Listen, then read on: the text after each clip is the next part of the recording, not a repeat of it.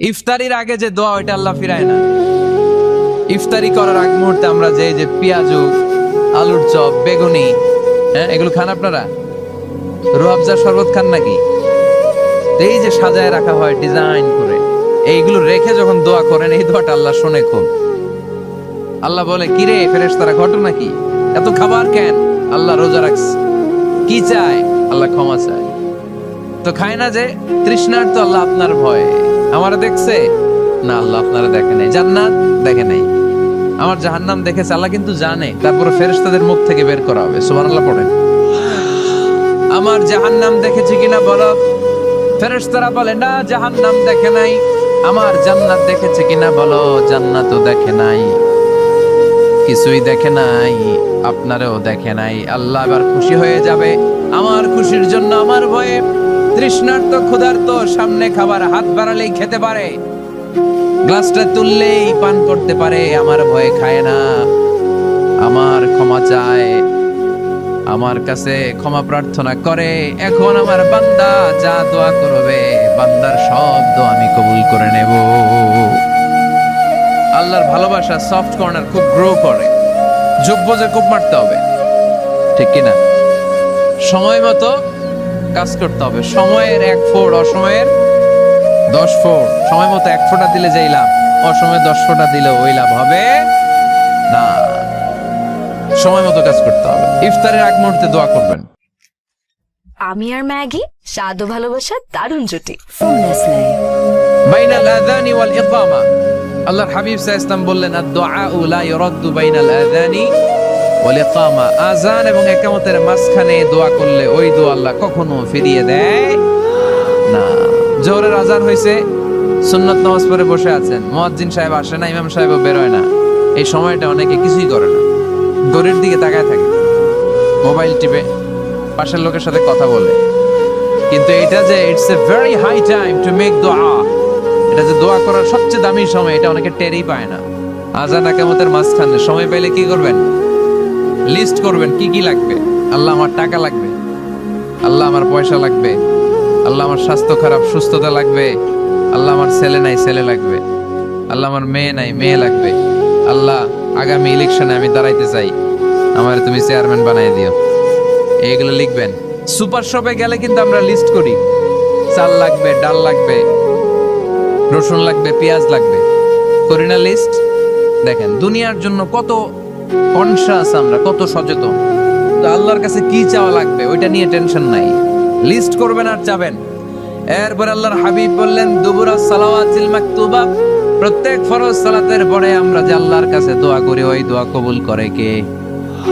তাসবিহ পড়বেন আগে, এরপরে দোয়া। ওইটা আমাদের দেশে যেটা, ওইটা না। আসসালামু আলাইকুম ওয়া রাহমাতুল্লাহ, আসসালামু আলাইকুম ওয়া রাহমাতুল্লাহ, আল্লাহুম্মা আমিন ইয়া আরহামার রাহিমিন।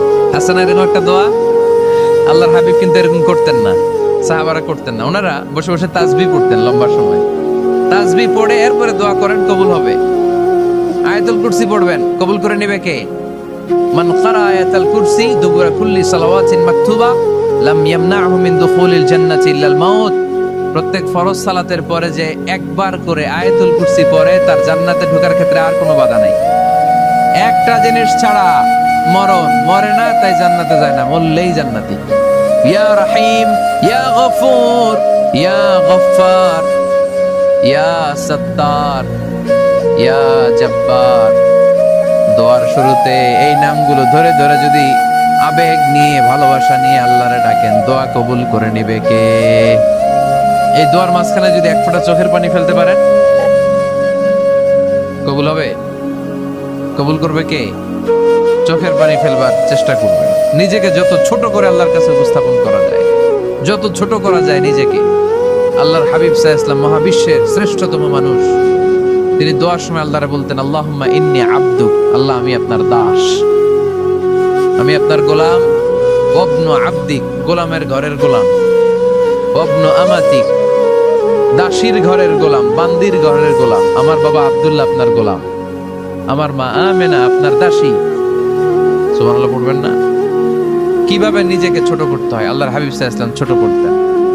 গুনার কথাগুলো স্মরণ করবেন, আল্লাহরে বলবেন, আল্লাহ আমি ছাড়া তোমার অনেক বান্দা আছে, কিন্তু তুমি ছাড়া আমার আর কেউ নাই, ঠিক কিনা? এভাবে যত ছোট করে নিজেকে উপস্থাপন করা যায় দোয়াতে, এই দোয়া কবুল করে নেবে কে? এরপরে সম্মিলিত যদি দোয়া হয়, যিনি দোয়া করবেন তার প্রতিটা দোয়ার পরে আমিন বলা সুন্নাহ। যদি কেউ দোয়া করে রব্বানা আতিনা ফিদ দুনিয়া হাসানা ওয়া ফিল আখিরাতি হাসানা ওয়া কিনা আযাবান নার, তখন সবাই কি বলবেন? এই পদ্ধতিতে যদি আপনি দোয়া করেন, আল্লাহর কাছে প্রার্থনা করেন আর ফরিয়াদ করেন, আপনার দোয়া কবুল করবে কে? যখনই দোয়া করেন আপনার ডাকগুলো শোনে কে? তারপরেও বিশেষ কিছু সময় আছে, বিশেষ কিছু মুহূর্ত আছে, ওই মুহূর্তগুলোতে দোয়া করলে দোয়া কবুল করে কে? এর মধ্যে একটা মুহূর্ত হলো তাহাজ্জুদের মুহূর্ত। কিসের মুহূর্ত? তাহাজ্জুদ পড়েন তো আপনারা? হ্যাঁ, এখন আওয়াজ নাই গলায়। করি, ফজরের নামাজই পড়তে পারি না হুজুর, তাহাজ্জুদ কেমনে করব?